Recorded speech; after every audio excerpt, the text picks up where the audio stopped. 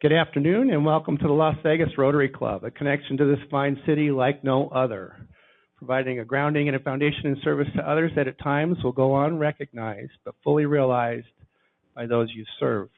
My name is Kirk Alexander and I'm honored to be the president of this club for the 102nd year.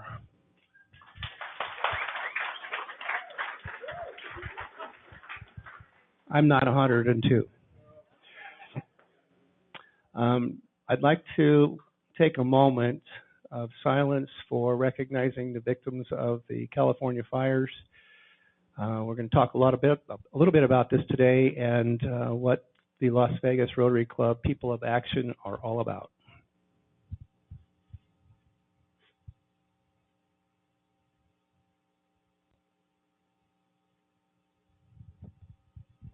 All right, and with that, I'd like to invite Larry Cohn up to give us an inspirational leadership thought of the day and invocation.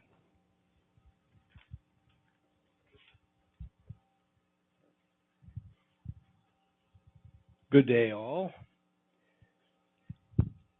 So I found a very, very appropriate invocation for today. First off, I'm going to just add into this because, of course, when this was written, they didn't know that half of Southern California was burning down. So just keep that in mind as we go through the invocation.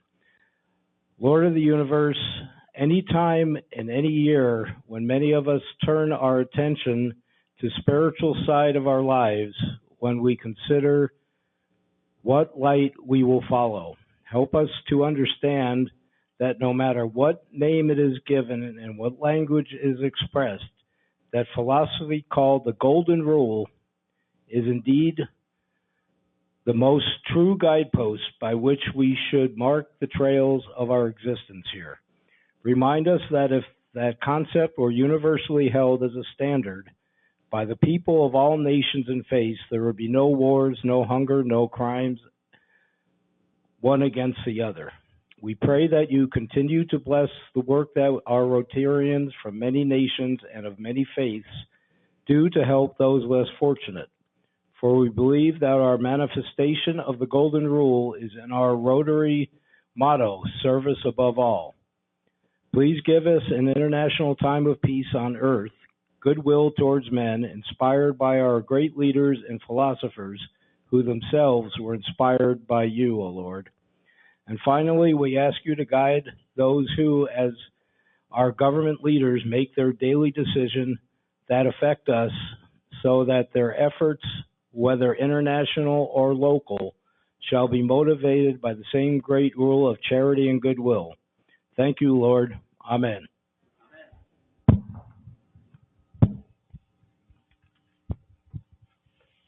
All right, there's a song that is going to be led by Larry Goldstein. Does anybody have an idea what he might be doing? Oh, of course, he's got it on the screen. Well, thank you. Larry, my brother. Where's Brother Darrell? He's disappeared. Okay. You'll quickly see why I've been pressed into service for the song. Let's do the Star Spangled Banner. Oh, say, can you see by the dawn's early light what so proudly we hailed at the twilight's last gleaming, whose broad stripes and bright stars through the perilous fight o'er the ramparts we watched were so gallantly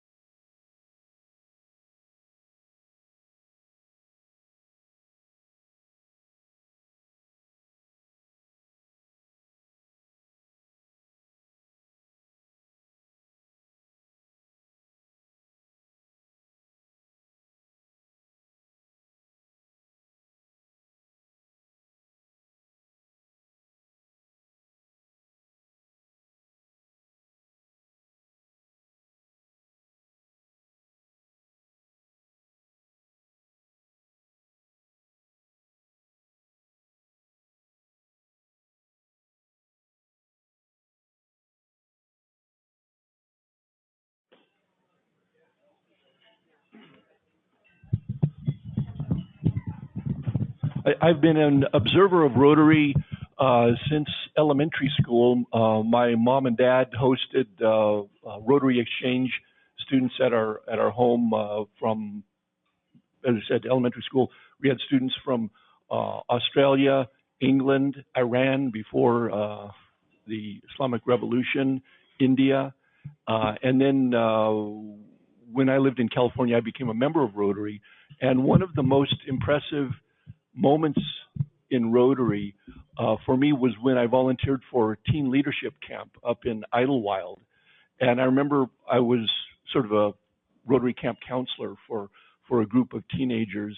And there was an obstacle course, or a challenge course, I think they called it. And there was a pole, a telephone pole that was maybe 20, maybe 25 feet with pegs, and the students were harnessed in, and I actually did it myself. And the challenge was to climb the telephone pole to get to the top and then jump off. And you were in a harness, and so you were safe. And what was fascinating was to hear the students say, maybe you can do that, but I know for a fact I cannot do that. I'm afraid of heights, can't do it. Everybody else can do it, but I know I can't. And it was great to see the instant camaraderie of these students who previously did not know each other, encourage each other, and through almost group will, help each other climb to the top. And it's scary. I did it. It is scary getting up there and then jumping off the top, and to see the camaraderie, the encouragement, and really the collective will that helped them make it to the top and overcome a physically frightening challenge. That was a great Rotary moment for me. Thank you.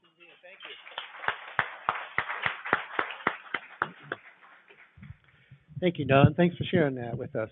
I'd like to thank our setup team, Bob Warner and Lin Ying, our welcome readers, Mijang Lombardi and Hank Wang, David Jones and Stu Lipoff on marketing presentations, the closing team, Robert Mars and Michael Williams on ticket sales, Nikki Judy and Bob Pizer.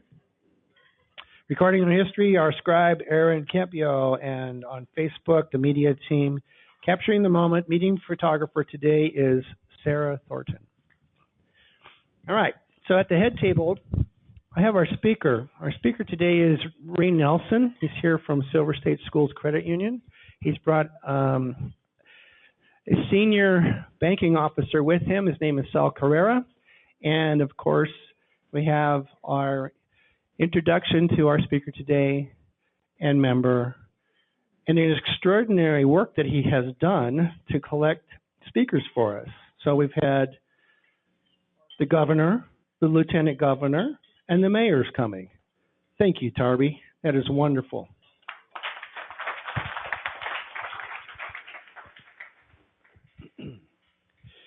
All right, so we have a chance to meet a few people. Are there any guests of the club in the room today? Guests of the club.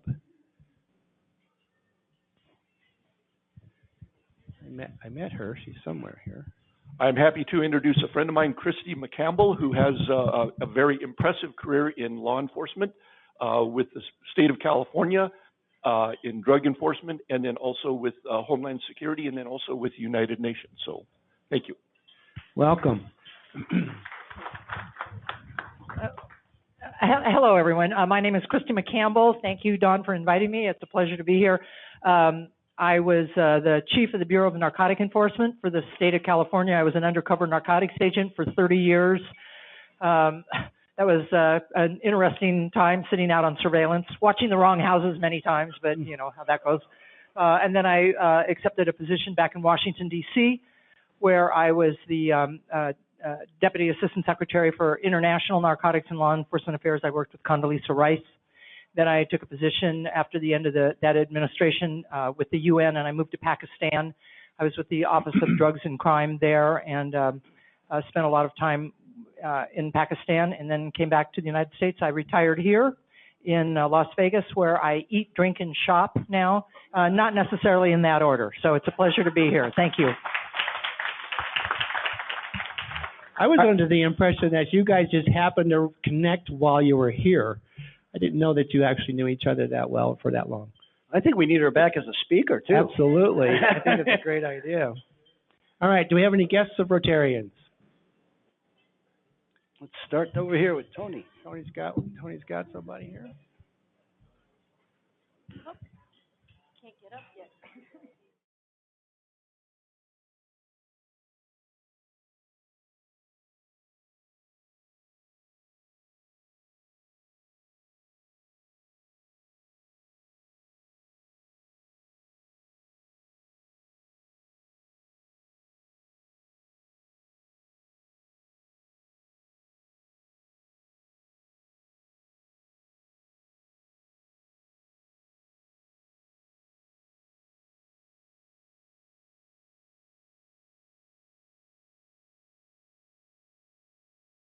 Planet Hydroponic Connect. They have tabletop units and a large jumbo one.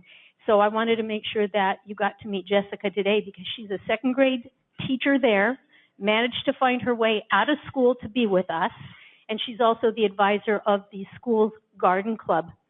And also, you'll see, you got it on your email this week, there's a sign up in the Green Book, Booker Garden Family Days. Next Saturday, January 25th, we have an opportunity to actually assist Jessica and her team in putting together and assembling the large HydroConnect unit. We tried to do it earlier. There were some problems with the unit itself, so now we're going to get it together. So if you want to help and be a part of that, it's your money, your efforts, it's your service project. Feel free to contact me or Sean, sign up in the Green Book. And if there's extra hands, there are also raised garden beds out on the school campus to start getting everything ready for the spring grow and for them to get ready for the student farmers market. So can we all have a nice Rotary welcome to Jessica Penrod.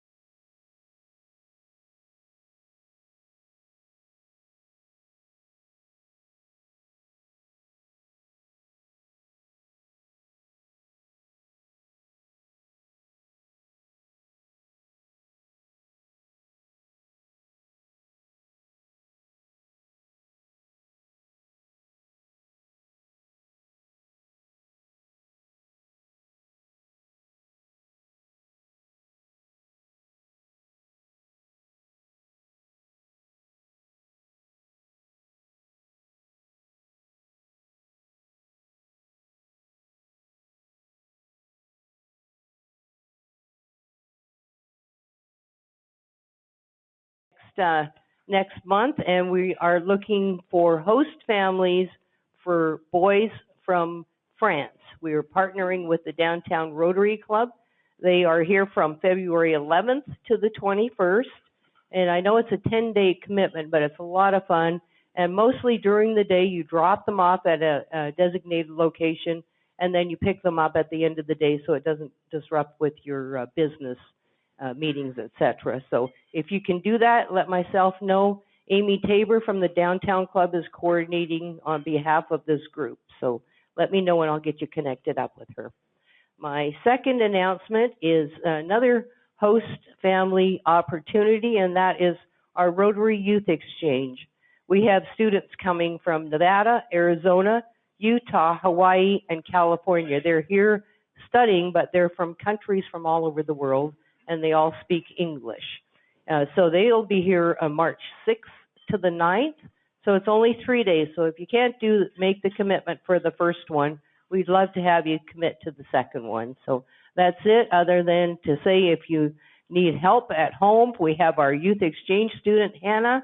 She's still looking for work to make funds to go on the train trip. Thank you. Just very briefly, Randy Donald, you were at the highway cleanup. You should be doing this.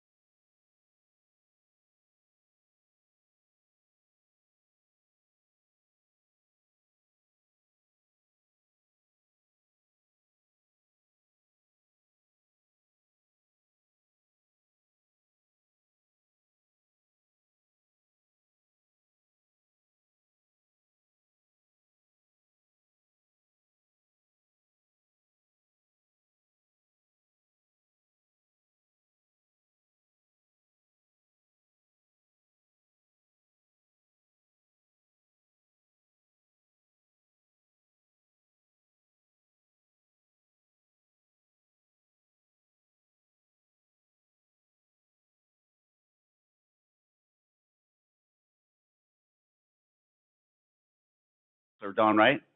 Yeah, so he was a counselor, so he's a little bit older. But those are the kind of experience that both RILA and TLC provide, lifelong experiences for those kids, Mr. President.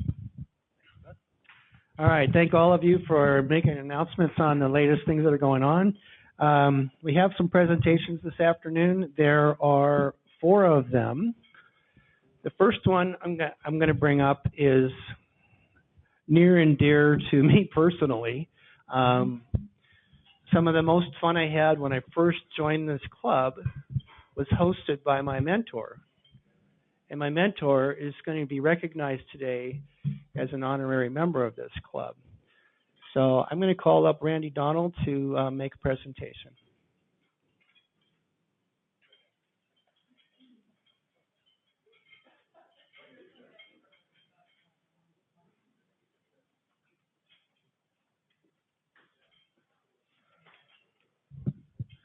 Thank you, President Kirk. I'm very honored to do this today. And Jim, why don't you come on up and join me up here?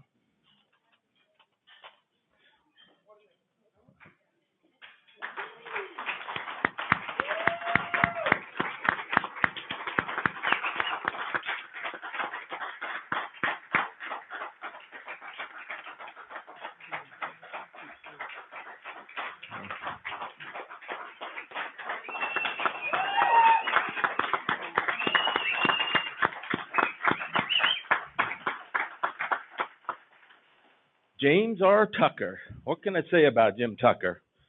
A good friend of mine, a good friend of many of you, and a good friend of the club. He joined our Rotary Club.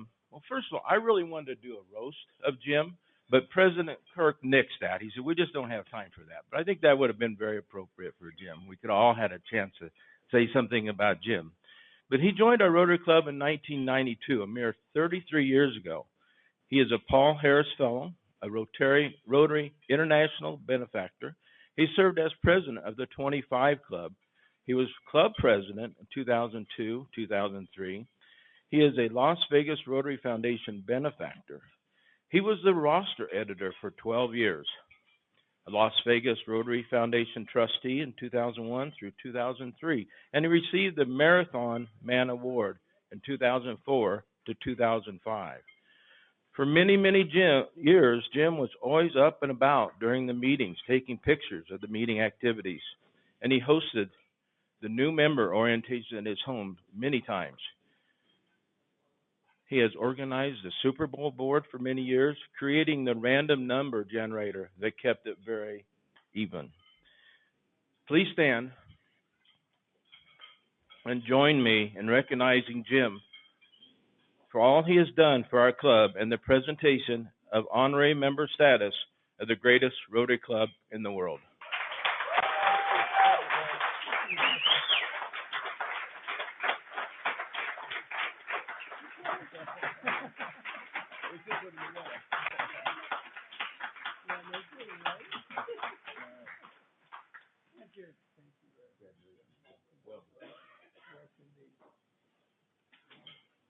Thank you, everybody.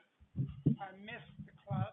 I missed the members of the club, especially Bob Werner. He was always there to give me a hassle. And my wife is doing well. She's no longer on a kidney crisis. And she just got a second great grandson. And so he's been over the house a lot. So Michelle says hi. Thank you, Jim. We really appreciate it. Thank you, Randy. So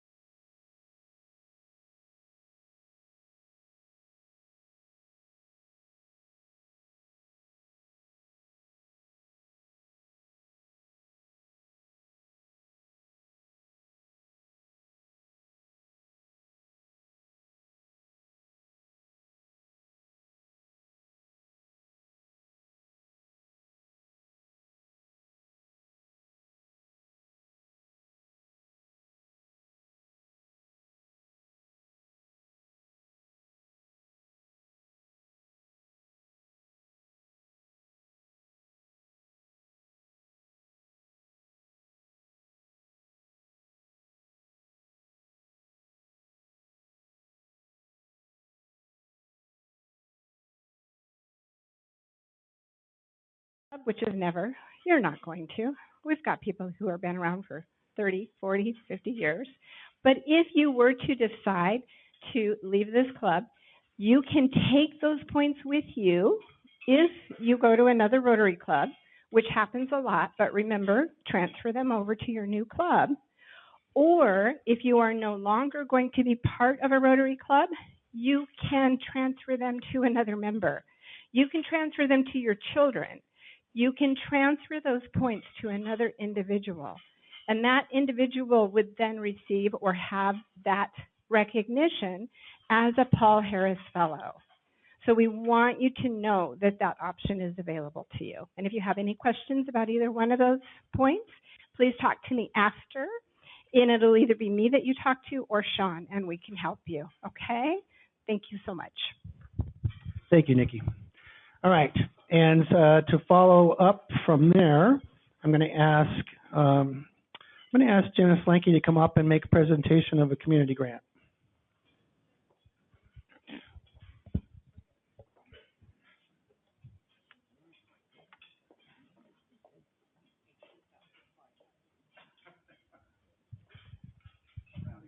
Thank you.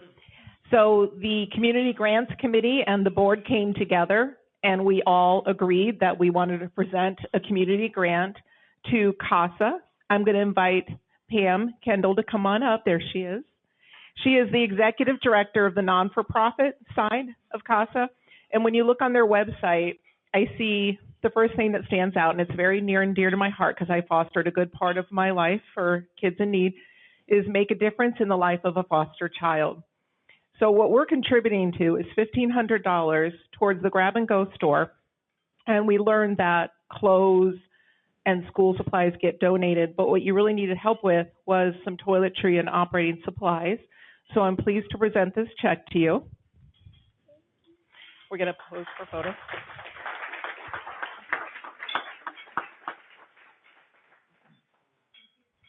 And I'm going to give you the microphone so you could educate us, take a few minutes, and tell everyone. I think this is your first Rotary meeting in, 30 years, or something like that. So welcome.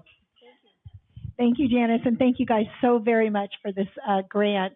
CASA is actually, besides House in Spanish, is a court-appointed special advocate. It is a person who is a volunteer who steps into the life of a child in foster care with the intent of changing their story. So what I'd like to tell people all the time is that foster children grow up, and if we don't step into their path and make sure that this experience and growing up is a good one, they're going to be your employee pool. They're going to be your receptionist at your doctor's office and things like that. So real quick, I'm going to tell you my little story. When I was a court-appointed special advocate in 2010 through 2015, I got a sibling group of 3. And my middle child was 10 years old. And he was the only one that was not diagnosed with something. Because when they're diagnosed and they get on medication, foster parents usually get a bigger stipend. And at the time, my biological son was playing soccer. His coach was an Army recruiter. And I said, why don't you recruit foster children that are aging out? He said, because most of them have a diagnosis. They get on neurologically changing drugs, and they get disqualified from joining the military. So I fought for this child and advocated for him not to get this diagnosis. Well, the condition at that point was to take him out of the house away from his siblings. And I did that. On his 18th birthday, I took him to dinner, and he said that was the worst day of his life. Involuntarily crying, I apologized and explained that he would never be able to join the military. And he looked me dead in the eye and said, Pam, I am never joining the military. Well, my Marine, military police officer Marine, is now 25 years old, and he just got recruited to MARSOC in the Marines, which I guess is like the Navy SEALs, and he loves it. And this is what a CASA does. We step into the life of a child and we change their story. So thank you. We are starting a Grab and Go store. Thank you so much. This will go to help our court-appointed special advocates grab things for their children that they might not otherwise get. So thank you so very much. We appreciate the generosity. Thank you, Janice. All right. So the big story of last weekend was a call to action. Rotary International calls it People of Action. And I'm going to have Greg McGuire come up and explain how this came about and what in the world we did, because it was amazing. The communication channels were literally on fire.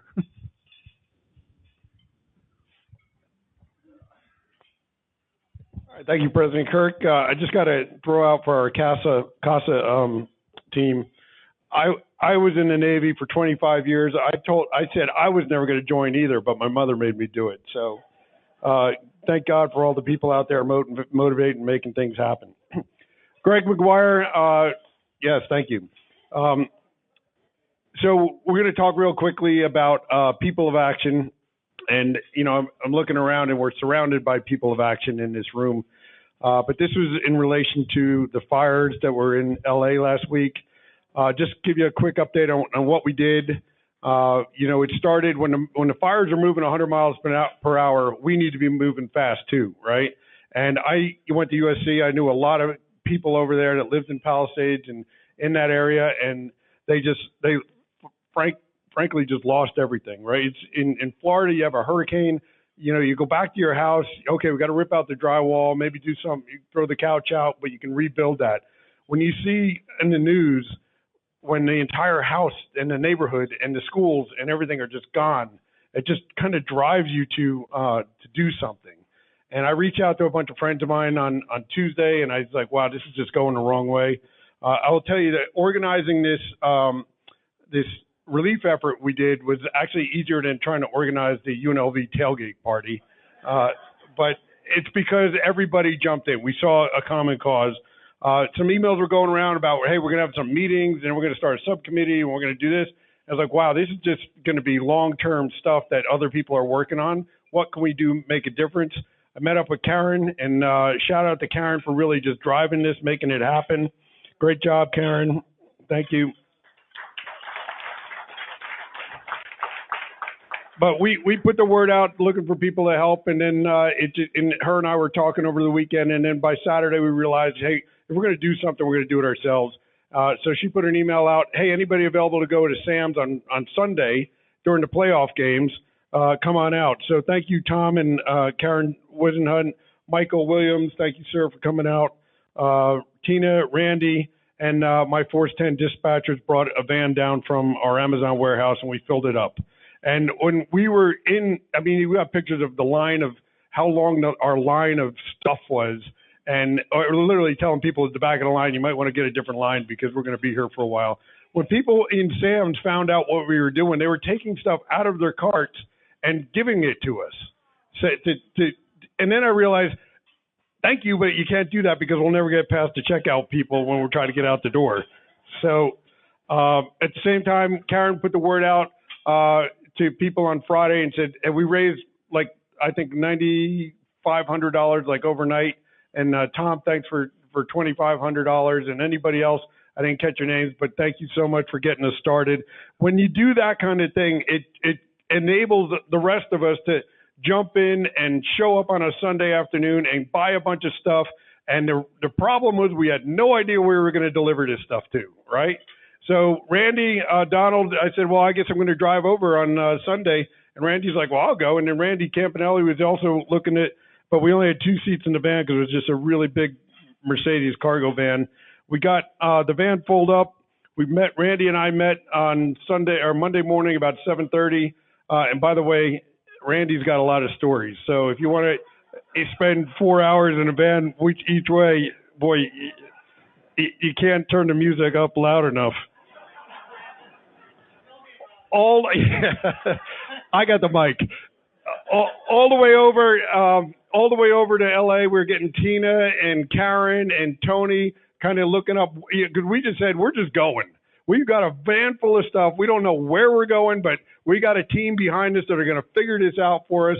And we ended up, Tony gives a steer up to the Sierra Madre fire station. We stopped there, and the fire I mean, this van is enormous. It's like an extended version Mercedes van, right? And so we're basically blocking the entire exit for the fire station. The guy's like, "What are you guys doing?" And Randy rolls down the window, goes, "Hey, we're from the Las Vegas Rotary. We got a whole bunch of stuff." And he goes, "Oh, I'm a Rotarian too," and it was the captain of the Sierra Madre station. The problem was they didn't need anything. He's like, "Look, we got pallets and stuff." So and then the president of the Sierra Madre, he called it president of Sierra Madre Rotary. He came over, and it was just awesome. You know, this is one of those Rotary moments where people are just going, "Thank you for coming over here." And this is 2 miles down the road from Altadena, where the fire, really just wiped that whole community out. So we ended up going over to Santa Anita Racetrack, and everybody was donating. People. I mean, first of all, if you lost your house to a fire, are you really looking that salvation's going to come in the form of somebody's old T-shirts and dirty socks and donated clothes like that?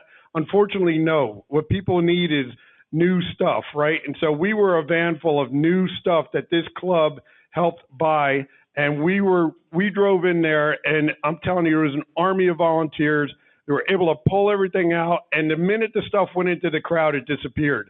I had told Randy, pack an overnight bag because you just don't know what's going on, and he had put the overnight bag in the back of the van, and next thing you know,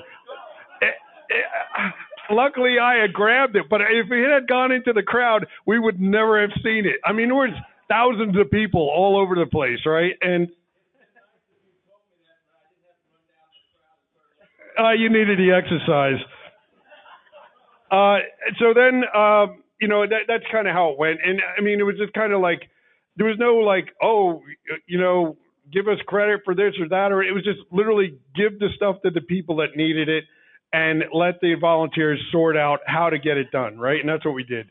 On the way back, Brian called me en route and said, "Hey, my son is over there in that area, so Brian's going to come up here in a second."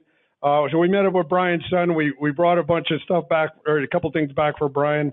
But on the way back, the mission wasn't over, right? At that point, it kind of went into overdrive, and Sarah did an awesome job, getting the PR, getting the news story out about what the Rotary did. And why is that important? Because it's important to know what the Rotarians do. It's important for the community to understand that.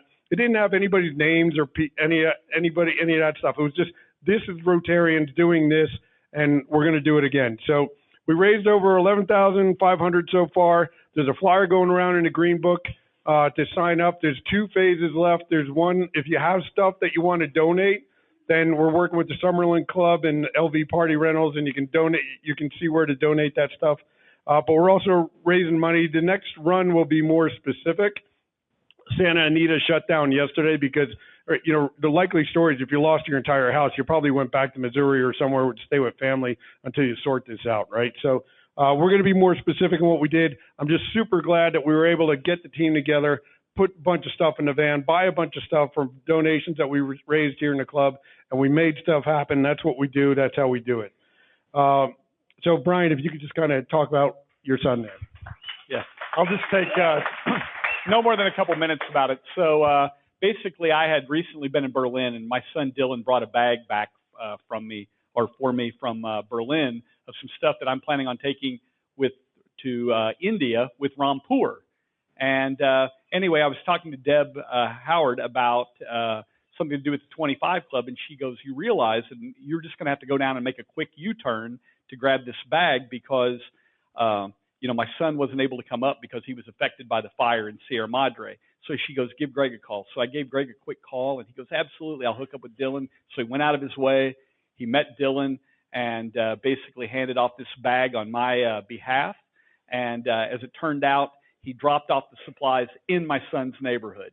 So luckily, my son's house survived and his grandparents' house survived, despite the fact that it was on fire at one time. But anyway, Dylan wrote a real quick thank you to the Rotary Club. So I'd just like to read that, and that'll conclude.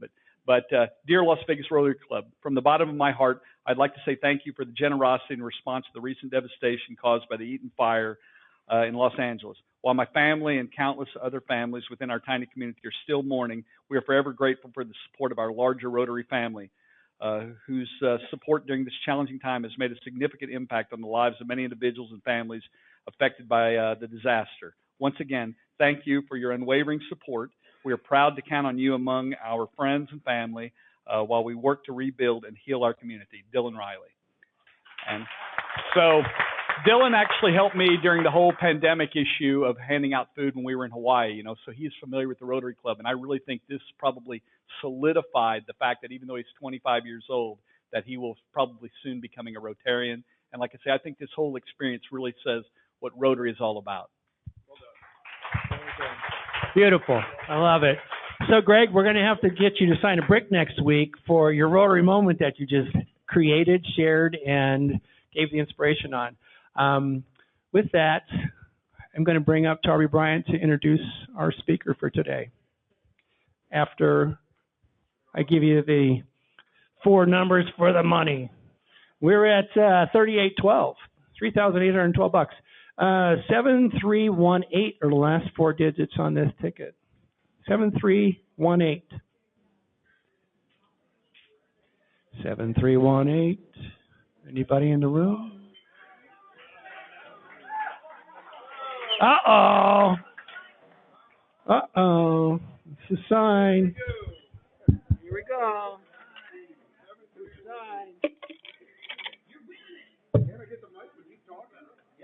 Yeah, look at that. Can you do it? Can you do it? Can you do it? You gotta find it. Oh, we have to find it in there. In the picture. All right. Thanks for playing. Thanks, buddy. All right, for the lottery box, we're looking for 7393. 7393.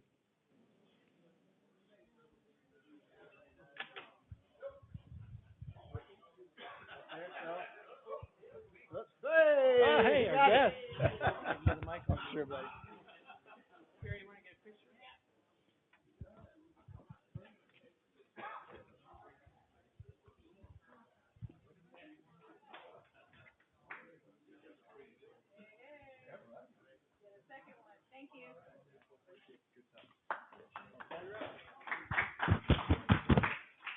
So our speaker today at the Las Vegas Rotary Club is Ray Wilson. Ray is the Executive Vice President of Silver State School Credit Union. He's also the President of the Foundation. The Foundation believes that people over profit are important. Please join me in welcoming my friend Ray Wilson.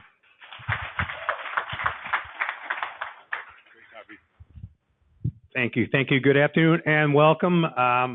I want to thank Tarby for the invite. I want to thank Sal Carrera, who just won the raffle prize. Sal is our Director of Development for the POP Foundation, for joining us. I want to thank you all for having me here. It brings back memories. I know I'm dating myself. 32 years ago, I was a Rotarian back in my hometown, Cleveland, Ohio. And I remember back then I traveled quite a bit, quite frankly, traveled quite a bit throughout the country in a banking capacity. And it was always the makeup meetings, the makeup time and so forth. And that. It's like, oh my gosh, it was a challenge. So now I just learned today that restriction is no more. No mas. Good. So I seriously need to really reconsider.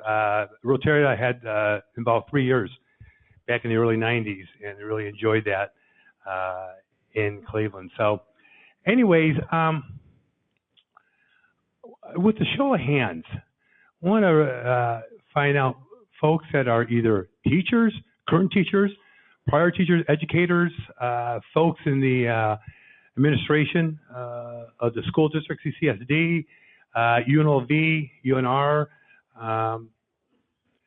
and then, okay, let me raise the ante up here now. Anybody that's their spouse, significant other, a child, niece, nephew, relative that's been in the school district. Okay. So, and the reason I bring that up, the POP, People Over Profit Foundation. So, with Silver State Schools Credit Union as their CFO, been there 9 years, and we had talked about strategically how do we want to extend that outreach into the community, because, we're all about education. And so specifically, we want to get really more involved in financial literacy, financial wellness.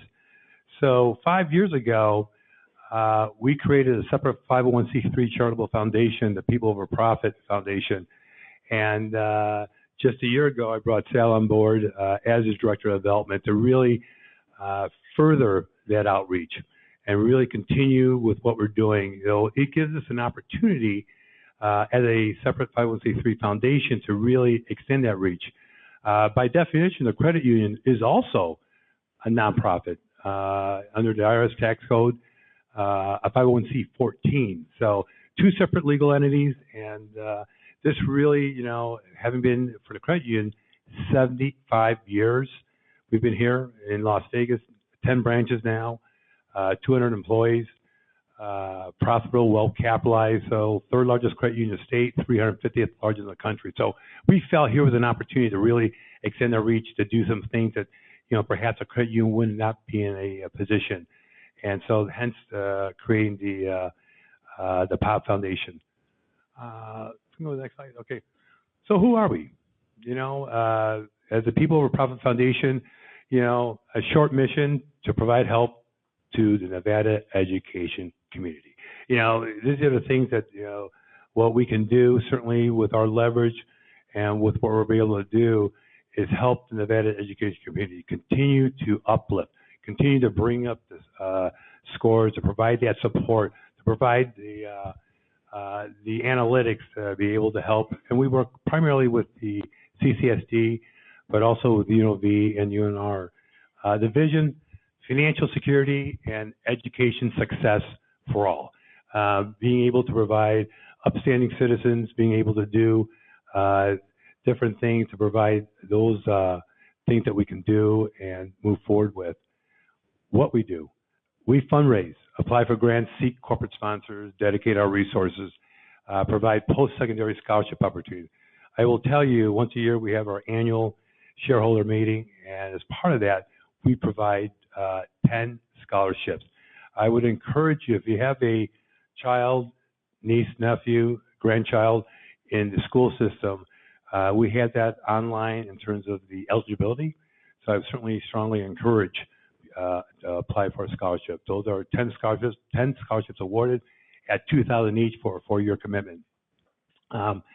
Visual art, as you can see from the picture there, this is a great, what we call the Happy Times calendar event. We had that in December of every year.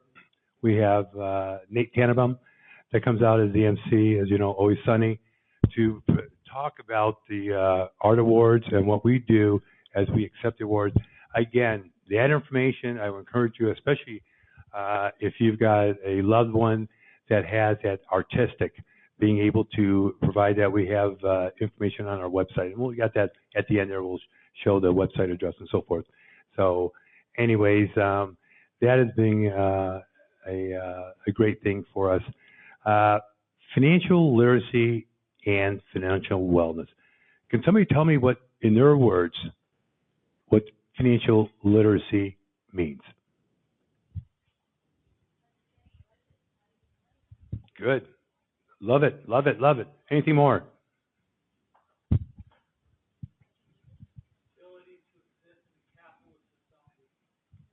Like that, like that.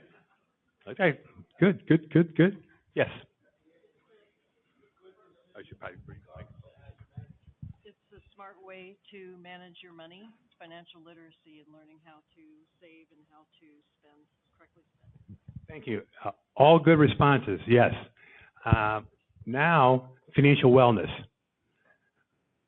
Talk to us about financial wellness. What does that mean to you? No longer paycheck to paycheck. Okay, good. Thank you. Well-being, self-reliance. So you look at financial literacy being the tool to be able to learn about how to write a check, how to budget, using a credit card, how to apply. We talk about financial wellness, being able to sustainability, how to manage your money. And that's, of course, a challenge. And we work with the schools from kindergarten through grade 12. as well as with adults and parents of the students. And so this is, again, as you know, you see it from an economic standpoint. You saw inflation come in at 2.9%, for end of the year. So a slight increase, bump up in inflation. Unemployment around 5.5% here in Nevada, 4.1%. So, understanding the economics and the financial characteristics of the market really helps you get advanced and so forth. So that's what we're really working with our students to be able to help drive that. Next slide there, Sal. Thank you. So, People Over Profit Foundation at a glance.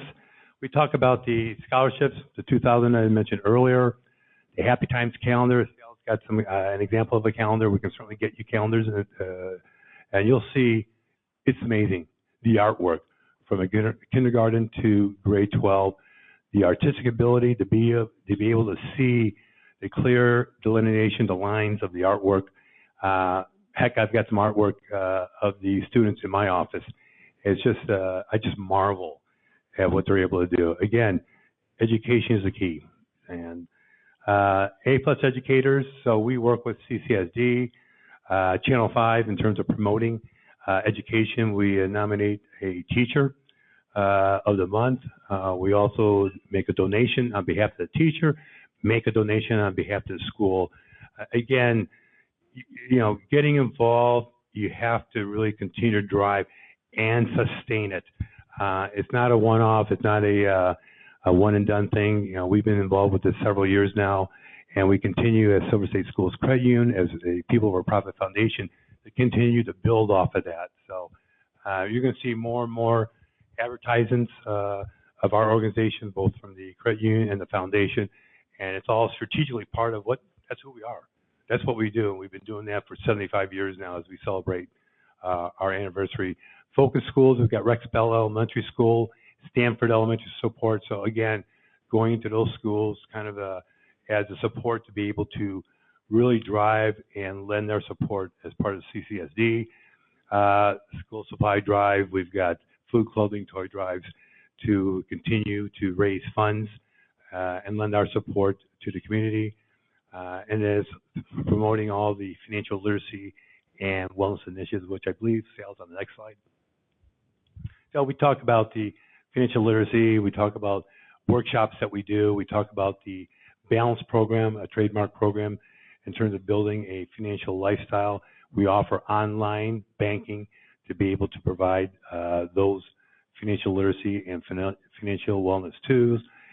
We have a Money Moves program. We also have a Bite of Reality program to be able to put yourself in a simulated situation to be able, from a financial standpoint, the needs versus wants versus desires in terms of the accounting, the finance, and what you're able to do to what makes sense and so forth.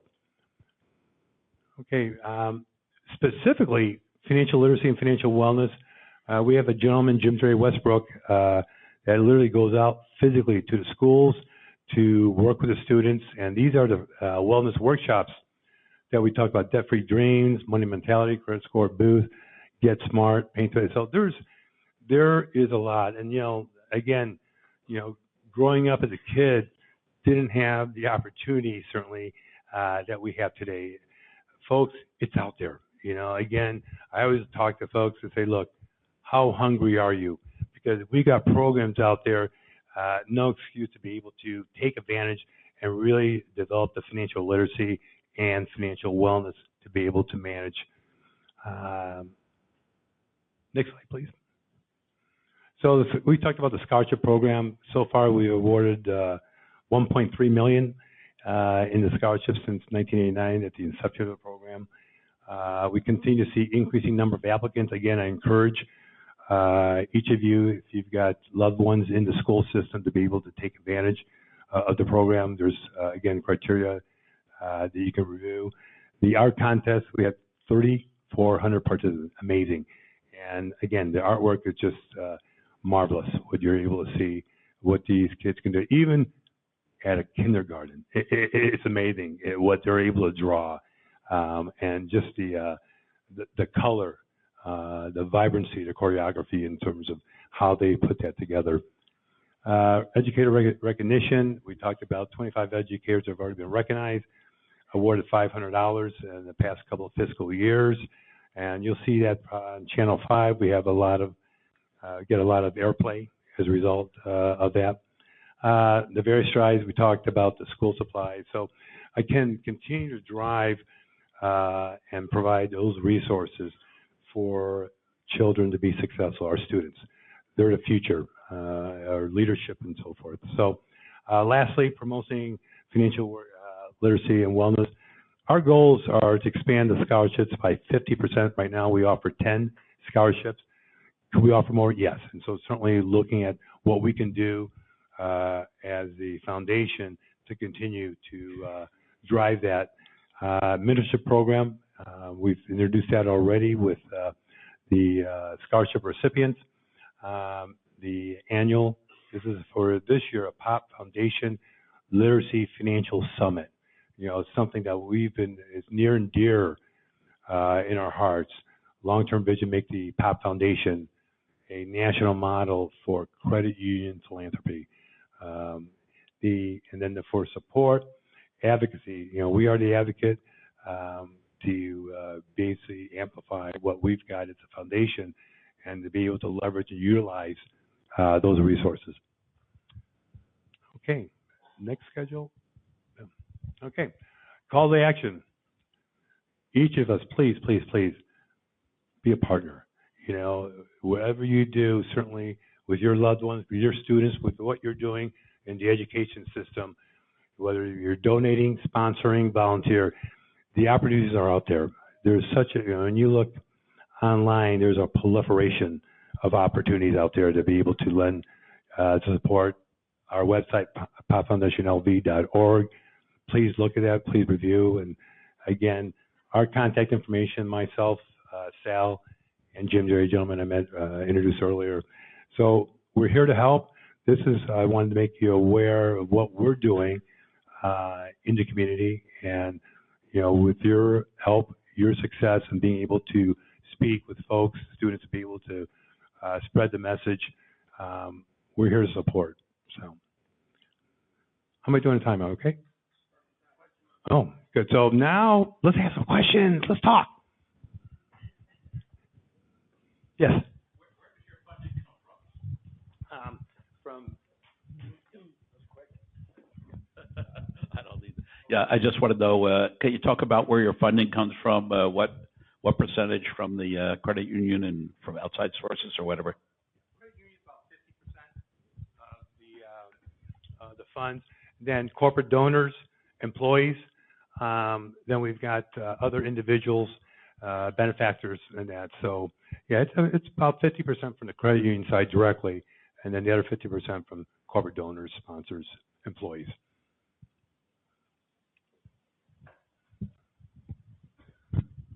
Need some questions here, folks. Talk to me. Talk to me. How do you apply for your scholarships? Well, Sal, I'll let Sal, because Sal does the physical applications for the scholarships. Very good question. It is very difficult to navigate the scholarship world. Kids have to choose between merit-based scholarships, need-based scholarships, and then some pretty like earmarked types of scholarships. But to apply to ours, all you need to do is go to our website. There are PDF files that you can download and fill out the application on the PDF file. We are mid-stride going to launch a software program which will make it much easier for the student and the people that are helping the student to also track whether they've got a complete docket or not, because it's important for students to know, have they received the counselor's recommendation letter? Have they received the community member's recommendation letter? Have they received all of the things that they need to, right? The transcripts, all of that stuff. So if it's on a dashboard and they can follow it step by step, it's easier for the student, it's easier for us to track and to also make sure that the judges have everything in one place. So we start that each year What do you think? Yeah. We got one right over here. Ray, thanks for coming and I appreciate sharing it. this Thank with you. us. One of your slides mentioned an annual event. Can you share a little bit more of who is that for and what's that for about? our annual shareholder meeting in April, or was that? Perhaps. You mentioned that you're a national or a annual POP meeting, but I wasn't sure what that's about. Yeah, so we have every other month we have a POP Foundation board meeting since we're a separate foundation. And then we have our annual shareholder meeting for those folks that are actually members of the credit union, which, by the way, in terms of the restrictions, those have been softened. You can actually join the credit union by making a donation of $10.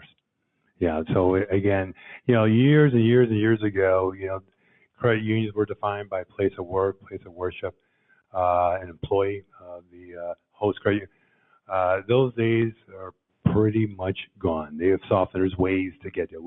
We will find a way.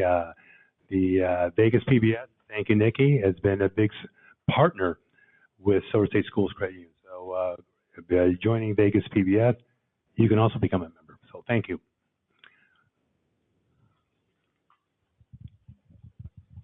Anyone else? Yes, sir. Stu, hang on. Stu, hang on, right behind. Yeah, so jump in with one more question. It occurs to me that there's so many organizations here in the Valley. It's wonderful or philanthropic, including ours, Salvation Army, Assistance League, and yours, that have overlapping missions and capabilities. And I'm just wondering whether you, as an organization, coordinate with any of them or thought about it. I mean, other places you have like United Way that tries to bring a bunch of these charities together to equally distribute the stuff to different schools, and the Public Education Foundation. Yeah, I mean, those are just a few I know. So is there anything on the horizon that thinks about somehow coordinating delivering these services? Very good question, because when you look at Clark County, there's 4,000 plus 501c3 organizations. There's a lot of nonprofit, and as you mentioned, overlapping constituencies, and certainly missions and so forth. So we do some work with Public Education Foundation. We just actually supported their gala a couple weeks ago. United Way, we've had some conversations about partnership and being able to really expand that reach. There's a lot, and again, all for the good. From a the standpoint that we're doing, I look at it as a collaboration. In terms, I don't look at it as competition. I think that the more we can get out there, get the influence, and get people to really understand and make them aware of what's out there to be, So yeah, we've had Sal. One of his missions is working with those types of organizations and developing partnerships and so forth. Good question, though. Yes, sir. Thank you very much for your presentation today. I noticed in your discussion of literacy, financial literacy, you talked about teaching kids to write checks. Yes. And I wondered what your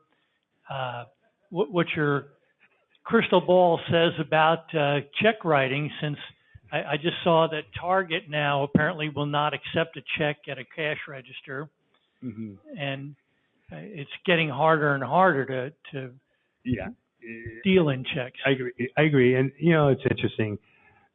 So for an old school guy like myself, I still write checks, admittedly, as a CFO. I do go to the branches. I do have some online accounts. Online banking is the way of the future. It's building and building and building. And one of the challenges, certainly as a financial institution, is to reach out to that younger demographic. Our median age depositor, our member of Silver State Schools Credit Union, is 50 years of age. And so, getting the younger demographic, I talk to the folks certainly in my networking. One, they like to boast that they don't go to a branch, never been to a branch. Secondly, when you look at the, hey, mom, dad, uncle, auntie, niece, nephew, I just opened an account. Oh, wow, it's great. You're starting at financial literacy. Where'd you go? B of A, Wells? No, MoneyLion, Chime. You got FinTech, and folks is out there, and so we're doing some partnering with some fintech, but that's our younger demographic. That's everything is on the phone, and the checks. I don't know. They said branches would go away years ago. They said checks would go away. Now, like I said, there will always be a space for that. What I do see, though, in the banking, we talk about cryptocurrency. Crypto, that's not going away. Okay, as long as once the Federal Reserve Bank begins to accept that more and more mainstream, you will see crypto. There's too much money on the table for not that to happen. The other thing is, and we've looked at this from the executive team, cannabis banking. Right now, it's, again, that will come down once the DOJ and the type 1 controlled substance is what cannabis is still labeled and typed as. Once that gets removed, and I'm sure in due time that will happen. So. Hi, Ray. Thank you for joining us today. I know with credit unions, majority of them are state chartered. Yes. And when they are state chartered, that can alter or change the FDIC insurance capacity. Right. Do you follow the FDIC insurance? Is it per account holder, and do you reach the limits of that? Yeah, it's per account. We actually insure up to $500,000. So we are state chartered, Nevada FID, and then in lieu of NCUA, we're insured through ASI, American Share Insurance. So probably that's based on our members, which are, like I said, 65,000 members. I think we have one more. Sure. And it's really Nikki, just welcome. Hi, Ray. I'm Yeah. so glad you're here, and hey, Sal. Glad you guys are here today. I just want to make a comment about something fantastic that the Pop Foundation is doing, and that is they are paying for a financial literacy curriculum in every high school here in the Clark County School District. So it is free to every student Thank you. and school because of what the Pop Foundation is doing. So I just wanted to make sure to make that very clear. Thank you for the endorsement. You bet. Good? Do we have any more? We good? Okay. Okay. Thank you. Don't go anywhere. I got something for you. Hang on a second. So we're going to recognize you with making a donation of a pair of shoes in honor of our Happy Feet Community Service Program to one of the kids at our schools. For being our speaker today, and also I'd like you to have a little bit of a record of the 100 years that we've been in Las Vegas. This is our centennial book. We used it for our centennial party 2 years ago, and I would like for you to have a copy of it. So it might have things in it that you never knew about Las Vegas. Thank you, sir. Appreciate it.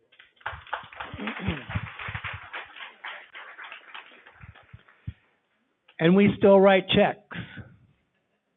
We recently transcended that barrier, and the club now has credit cards just in the last year. Where's Sean? Right? How about that? All right, so we're getting somewhere. There's a board meeting following this meeting today, and so I'd like to say one thing before we go. Rotary International President Stephanie Yurchik believes in our members and calls on them to recognize and amplify the organization's power to save lives. Have a great week.